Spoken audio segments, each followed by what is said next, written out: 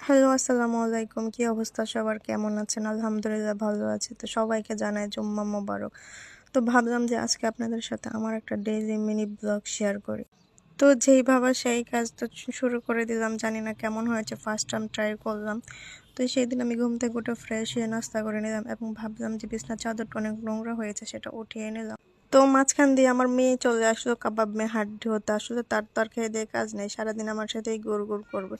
তো এই আর কি, তো বিছানার চাদরগুলো উঠিয়ে নিলাম। এর মধ্যে সে এসে সবাইকে বাই বলতেছে। সবাই মাশাল্লাহ বলবেন আমার মেয়েটার জন্য। আর আর আমি আমার আম্মুকে বলতেছিলাম, দেখো আমার মিনি ব্লগের জন্য ফাঁকি দিয়ে তোমার কাজটাও হয়ে গেল। তো আম্মু বাজার থেকে সবজি নিয়ে আসলো, সেগুলো গুছিয়ে রাখলো। এর মধ্যে আবার পিঠা বানালাম, পিঠা বানিয়ে চলে গেলাম আমার মেজো আন্টির বাসায়। আসলে আজকে আমার খালাতো বোনের একটা বিশেষ দিন ছিল, তাই সবাই মিলে উদযাপন করতে চলে গেলাম ওর বাসায়। আর এখানে কিছু গরিব দুঃখী মানুষের জন্য কিছু খাবার নিয়েছিল।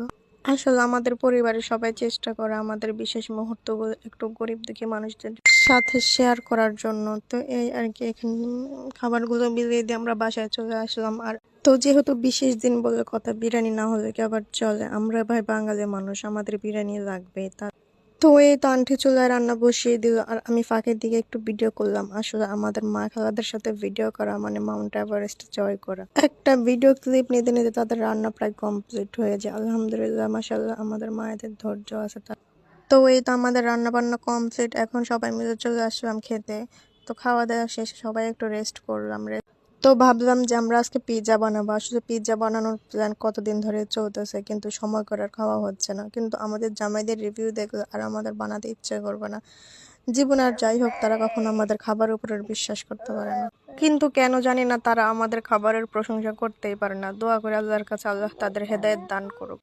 কিন্তু আমাদের মেয়ে আমাদের খাবার খেয়ে সুন্দর করে রিভিউ দেয়, মাশাল্লাহ। তো আমাদের এখানে শান্তি, আর কারো রিভিউর প্রয়োজন নাই। তো সবাই ভালো থাকবেন, খোদা হাফেজ। আর আজকে আমার এই মিনি ব্লগটা কেমন হলো সবাই অবশ্যই কমেন্ট করে জানাবেন।